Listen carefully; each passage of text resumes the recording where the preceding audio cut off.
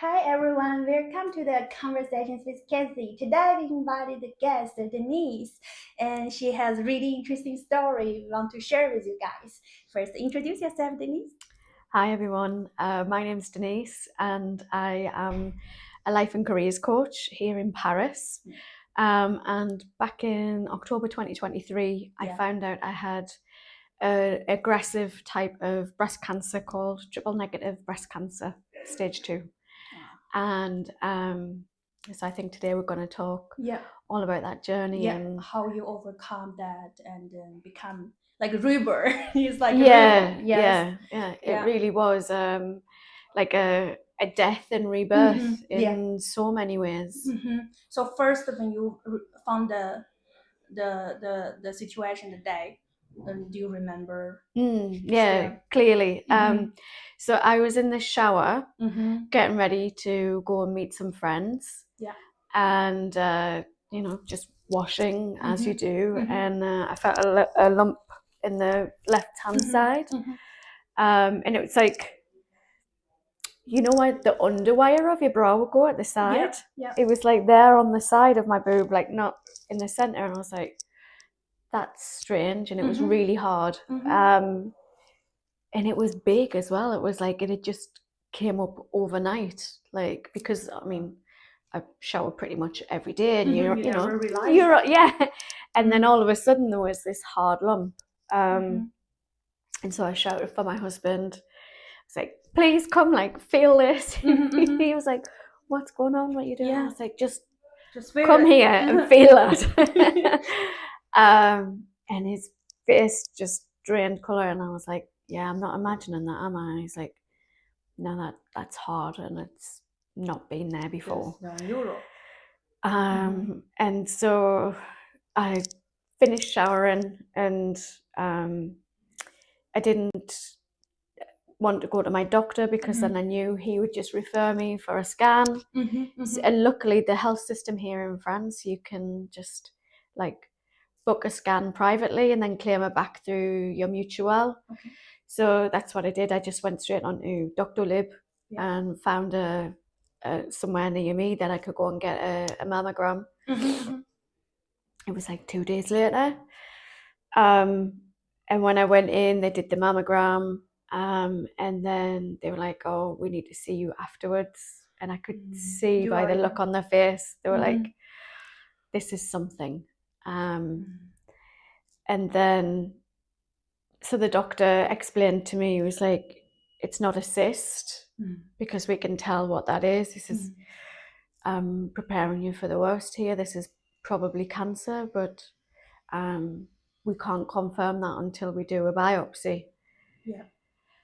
And just as soon as you hear that word, like, it's like, you know, on films when the camera just like the angle flips upside down, and it's just like your head's spinning, and you don't know what, you can't take anything in.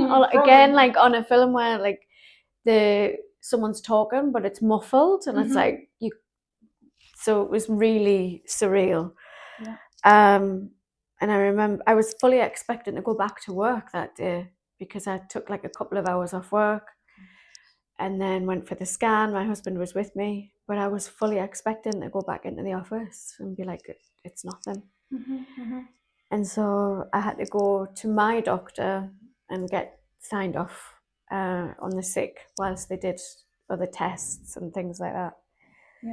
And I just remember thinking, like, what the absolute, like, WTF, like, what the hell?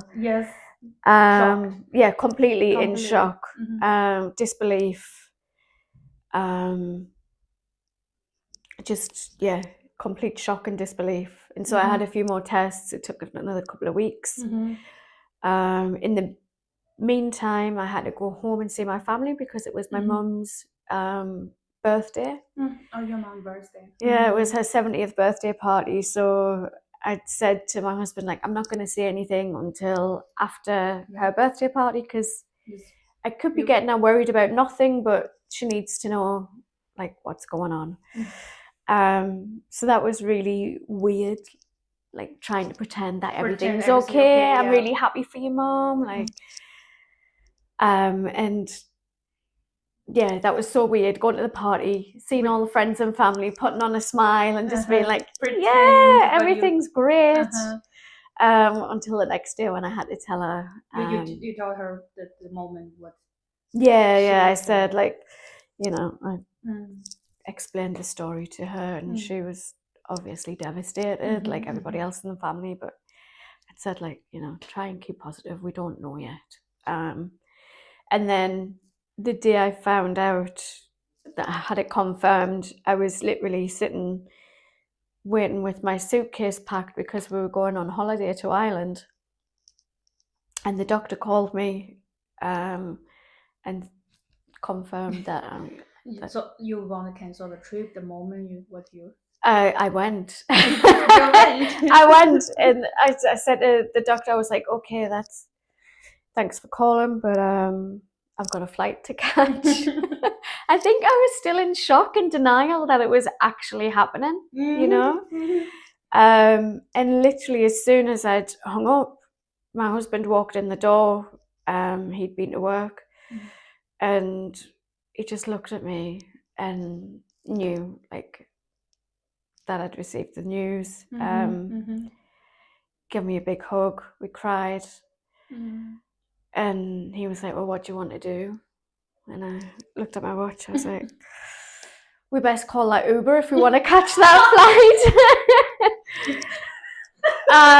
Your husband probably shocked also. Like, yeah. I think he was shocked, but also quite happy, because the way I looked at it was like, it's not going anywhere in 2 weeks. Like, nothing's going to change in 2 weeks. Exactly. I can, you know, whilst we're away, I can set up the next steps with the doctors and have everything ready for when I come back. Yeah. And we had the most amazing trip. Do you think about the things when you are in a trip? You think about all the cancer, worry, anxiety? Now and again, yeah, like, it was a great distraction, because during the day we'd be out doing things, sightseeing, and, you know, it was all mountains and countryside and being out in nature a lot of the time. There was also a lot of pubs and drinking and having a good time, because we were in Ireland. So probably feel more cherished, right? So it was, it was like, during the day it was fine, but then sometimes at the end of the day I might, you know, I might remember, fuck, I've got cancer. But the weird thing was, I didn't feel sick. I didn't feel unwell. I felt, you know, at that point in time, I'd lost a little bit of weight, and I was the healthiest I'd been in a long time. So it just felt really bizarre to have to start to deal with it. And then, so I came back, and they wanted me to start chemotherapy on December 23rd, which is like 2 days before Christmas. And I didn't want to feel sick for Christmas. I was like, oh, no. And so I phoned up the hospital and told a little white lie and said, oh, I'm going to be by myself that day. My husband's not back he's on a trip. So they pushed it up to December 26th. After the Christmas. Yeah, and I was like, that's fine by me, as long as I get Christmas Day. And it was just so bizarre, because back in the UK, December 26th is still a holiday. Still a holiday, yeah. And so we had Christmas Day, and I was great until like the evening before going to bed, and I got like a little bit scared and started crying thinking about it. You know, my husband was like a great support, and yeah, we just said, okay, we're gonna do it. Like, it's scary, but once you get the first one out of the way, then you know what to expect. Okay, you kind of accept. Yeah, and the hardest thing is, like, you don't know what's going to happen when you get into the room. Like, you don't know how painful it's going to be, how, you know, how it's going to, if you're going to react badly to it. And And so the fear of the unknown, that Yes, the fear. that waiting time between starting treatment and actually having your first treatment is the scariest point. Yeah, because you just don't know what's going to happen. Okay. And actually, it sounds a weird thing to say, but it wasn't as bad as I thought it was going to be. It wasn't as scary as I thought it was going to be. The nurses were all absolutely brilliant on the hospital ward.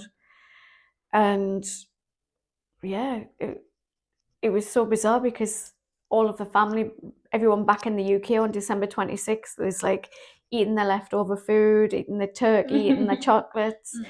And I was like sitting in this hospital chair with a cold cap to try and protect my hair, these weird gloves to protect my fingernails, and like these weird boots to protect my toenails. And jokingly, like I said to my husband, I look just like Rocky. And we took like this stupid photo of me, like ready, with the gloves up, like come on, ready to fight. Let's do this. Yeah, and it literally was a battle, and people say that all the time, but it's no joke. And it's actually more of a mental battle than physical. There are times you feel like shit. The fatigue was the worst, and hot sweats, and I had a little bit of nausea, but not that much. I think I was quite lucky that the side effects weren't as bad as other people have it.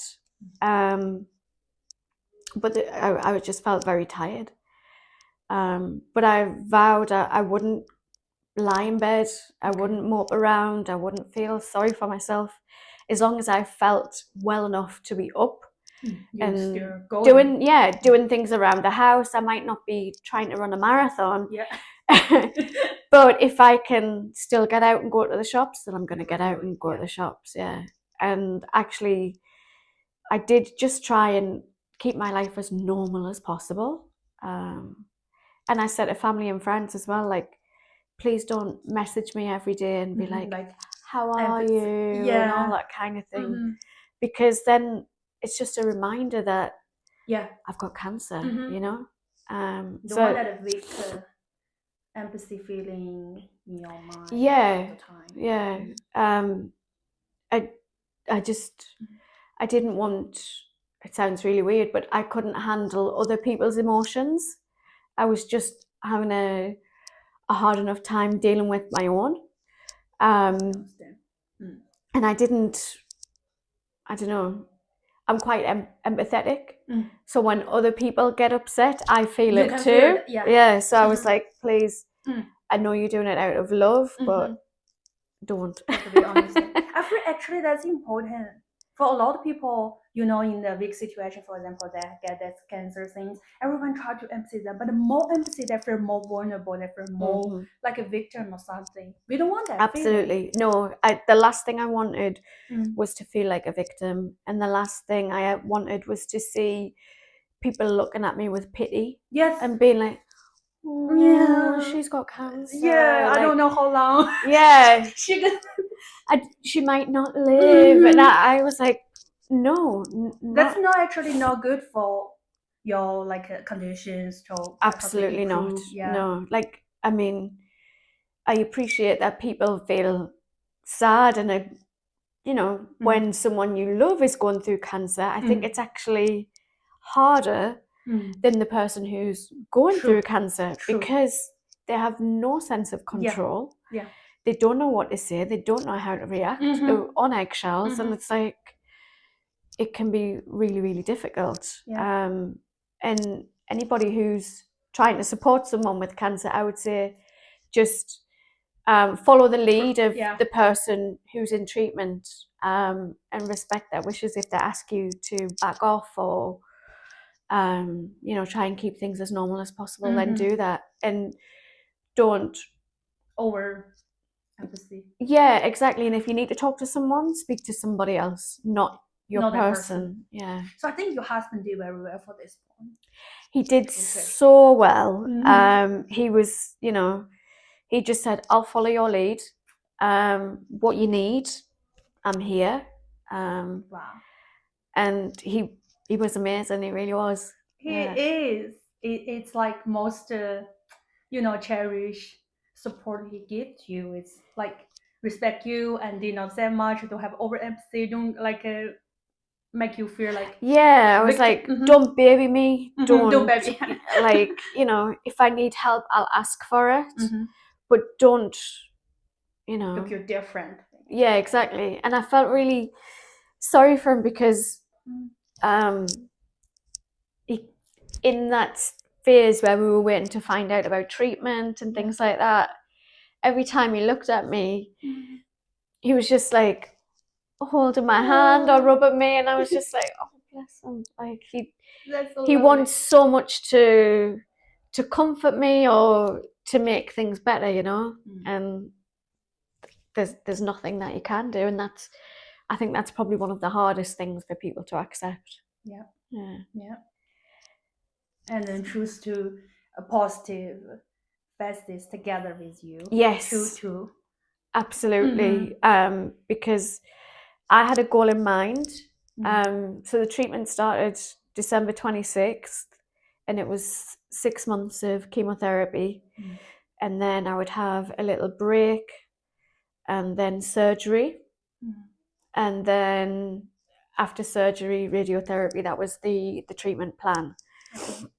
And my brother was getting married in August. And this wedding had been planned for like 3 years. It was his childhood sweetheart. They've been together, sweetheart, sorry. That's super. They've been together for years. They had 2 children. So it was like, finally, they were getting married. It was a big family celebration. And I had in mind that I would be better by the middle of August for their wedding. And I would be there, and I would be well, and I would dance and just like celebrate the hell out of it. Yeah. And you win. And I did. Yeah. I turned up at the wedding. I had a nice bright dress. Wow. I had a wig because like I lost all of my hair during treatment. And I'd bought this really lovely real hair wig.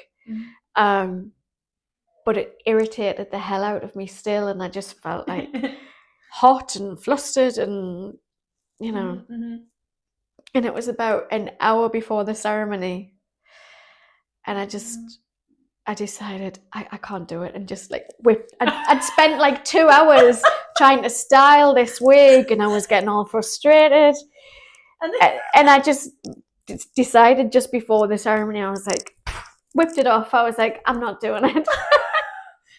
And so I had like a little bit of hair, but not much. But I just thought, you know what? My family all love me. Like everybody here is just happy to see me, happy that I'm here. I'm elated that I'm here. I'm well enough to enjoy it. Who cares if I've got a little bald head, Super brave. I was just getting so frustrated, and I thought, I just want to enjoy this day. I don't want to be thinking, is my wig slipping off, or like, it's hot, and then like.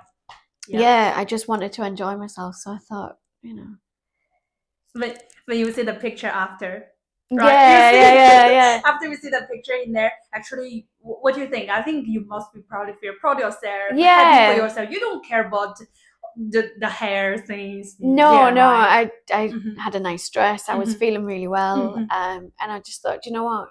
I'm just so happy that I'm here. I don't care what I look like. True.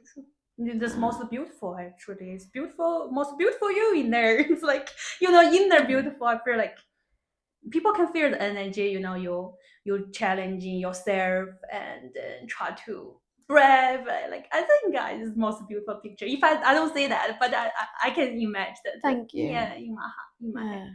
Yeah. So what do you think? What do you have this? Do you have some suggestion for the people maybe go through the same situation like you? And what's the most important? It sounds cliched, but do try and keep a positive outlook. I mean, you'll have days when you want to sit and cry, you'll get angry, and please do that. Process those emotions, but give yourself like a time limit. Okay, time limit. Yeah, and like don't stay in that low Long state. day. Yeah, like I don't know, give yourself a day, cry, get angry or whatever, and then just think, okay, tomorrow will be better. And pick yourself up, do something that distracts you or entertains you, or you know, something that you love. It could be something as simple as watching your favorite film, seeing a friend if you're feeling well enough, and just try and have the end goal in mind of being well, being healthy, and really visualize you the picture. Yeah, visualize in your mind like the day when you finish treatment. And visualize feeling well, being well, and that the cancer's gone. It's like a law of attraction, like kind of that. Yeah. I mean, obviously, I don't think you can manifest your way out of cancer. You follow your doctor's advice to some extent. Yeah. But advocate for yourself if you feel that it doesn't, what they're telling you doesn't sit right with you. But I would say listen to your intuition as well. If something doesn't feel right, then say something to the doctors. Advocate for yourself. If you, like I did with pushing back the treatment date. Yeah. But just keep an end goal in mind and visualize yourself feeling well. Quite often when I was sitting having my chemotherapy, I would, because often my husband couldn't be there or be in a room with like 2 or 3 other people, I would just visualize like a golden light coming through my head and healing me. And also the chemotherapy, like I would visualize it like attacking the cancer cells in my body, and I think that really helped. It is. Actually, I'm a really spiritual person. I totally believe those kind of things. You know, that you have the positive energy and you visualize the picture. It's make yourself, make your body probably can automatically, I don't know how to say that, like positive or to fighting. Yeah. I think if you tell yourself, I'm sick, I'm ill, I'm dying, all this kind of thing, like you're going to make yourself ill. Yes. And your body will believe that it's sick. Whereas for me, in my head, I didn't believe that I was ill. I didn't accept that I was ill because I didn't feel ill. And every case is different. But for me, I just thought, no, this is not it. Like, it's gonna be gone. I like have the faith, believe yourself, right? Even though I have the cancer, but it's temporary. We treatment, we do things, and eventually my life gonna back to normal. Yeah, my husband came up with the phrase. He said, "It's just a blip in the road." That's super wisdom. Yeah, that. Like you're gonna get over it. It's not the whole journey. It's just a tiny little bit of the route. And this time next year, you'll be fine. You'll be fine. Yeah. So don't overthinking. But a lot of people, they're not able to control themselves to overthinking. Like, okay, if you know what's gonna happen, if that is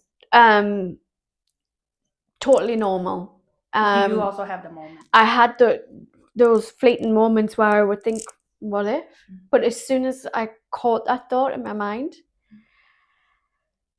I had to tell myself it's totally normal to be afraid, but it's just a feeling. It's not the truth. And I refuse to accept. Okay, I see. So it's like observation. You have that moment, you fear, but you don't let them like eat you up or Exactly. go into your you just like observe it, like, okay, I have that moment, I feel the scary part, I feel the worry, but it's okay, I just observe it, recognize it, recognize the feeling, feel it, let it kind of process, and then try and distract myself with something, like, I don't know, just go and make a cup of tea or watch something else on television. Go a trip. Yeah, exactly. Go on a trip to Ireland. Because a lot, I don't think much people like they're able to enjoy it when they figure out they have like cancer, like big shock. They lose everything, like lose the emotion to do things they don't want. But I feel like that's really important. You have that positive emotion in the mood. Still like, let's go do this, you know. Absolutely. It's helpful. Really helpful. And my doctors actually said the people who get through this are the ones who keep things as normal as possible and still do as much as they can. She said, don't wrap yourself up in cotton wool.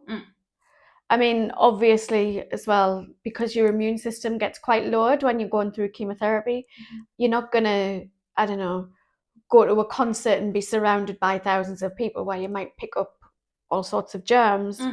But equally, I still enjoyed, when I felt well, going to the pub with friends, and I still had a couple of drinks, you know, not a lot, but you know, just a glass of wine just to feel like feel the life. Yeah, exactly. You know, feel the life. Do the things. Life. Still do the things that you enjoy if you can. Okay.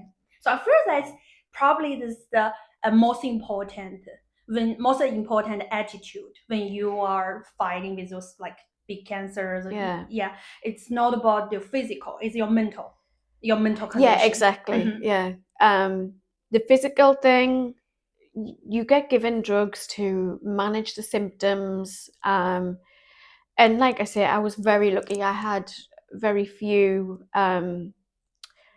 strong side effects, but the mental part is the hardest battle. Yeah. You did very well. Thank you. Now you're like fully recovered. Yes. Like back to the normal. I wouldn't. Life after cancer can be very challenging because once your treatment stops, then you're back out in the world and you go from having weekly appointments to only appointments every 3 or 4 months. And it can, like, when my treatment ended in January, I felt like I'd ran about 25 marathons, one after the other, and I really like crashed. My mental health took a dip. And apparently that's very normal. But what I did do, I knew I couldn't, again, just sitting there, I was like, I'm so lucky to get through this. Many people don't. I've got not another chance, but I've got a new life now ahead of me. Yeah, really cool. And it makes you reassess your values, what you stand for, what's important to you. And the thing that really helped me was just I saw a therapist. Not many sessions, just 2 or 3, just to say the things to them that I don't want to say to family and friends, because of course you still have fears that it might come back, or you know, you wonder like, how can I move on now? But I would definitely recommend see a therapist to kind of process everything, because when you're in the battle, you're just next hurdle, get through it. And it takes a little bit of time for your brain to catch up. Yes. So yeah, see a therapist and give yourself a little bit of time if you can. Like, don't put the pressure on yourself to go straight back to work. Take a little bit of time. And obviously, if you want to go back, but don't go back full time, because I think you are just your body. Yeah, your body needs that time, and your brain needs the time to catch up with it a little bit. To live in this new body, because you have scars, you are still tired. I had a lot of brain fog from, again, side effects of the chemotherapy, and also like a crash menopause. So, you have hot sweats, How's brain that? fog, your joints ache a lot, like your knees, elbows. Okay. It's very damaging on the body. So you need that time to Slowly fully recover. Yeah. Try and eat well, try and exercise just gently. I was going to aquafit and walking. Um, and just, don't put the pressure on yourself. Give yourself a little bit of time for your brain to catch up. But definitely speak to someone who can help. Yeah. It's important, right? Like let you relieve some Because stress or whatever you. I think the after part is the hardest part. Harder actually than the treatment part. Yeah. Because you come out and you're broken, battered, scarred, and it's literally after the battle you have PTSD, like a post-traumatic stress, and it does take a lot. But like I said, for me, I spoke to a therapist. I had spent time with friends, traveled a little bit, and now I'm 9 months clear of treatment, and I feel great. Thank you. It's actually really I feel like your experience is like gonna be an advice gonna be helpful a lot for the people go through the same situation like you. It's gonna be really helpful. I hope so. I know. Yes, 30 minutes. Thank you. Yeah, that was Time to go perfect. quick. It's Yeah. perfect. Thank you for speaking with me today. It's great talking. Thank you. Thank you. Bye bye.